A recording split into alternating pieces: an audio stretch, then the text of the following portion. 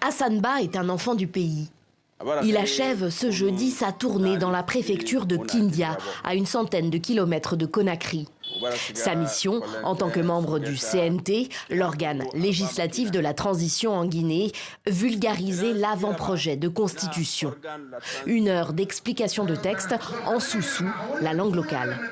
Nous sommes venus à l'intérieur du pays, dans les différentes sous-préfectures, comme vous le dites, pour expliquer à nos concitoyens le contenu de cette constitution, mais surtout avec un accent particulier sur les 28 points qui constituent les innovations de la nouvelle constitution.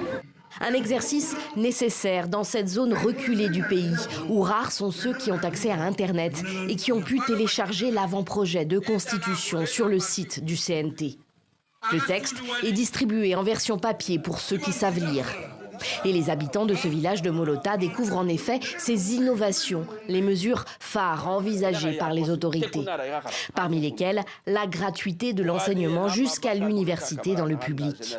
Un engagement qui laisse dubitatif ce professeur à la retraite. Pour moi, toutes les conditions ne sont pas réunies pour que tout le monde soit formé. Dans la mesure où il y a plus d'écoles privées que d'écoles publiques. Et les écoles privées,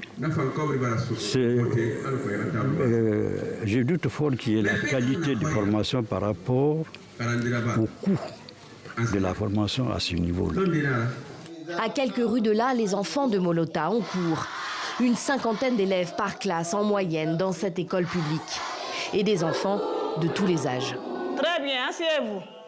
Je prends les élèves 3e année, 4e, une classe multigrade, parce qu'il n'y a pas d'enseignants.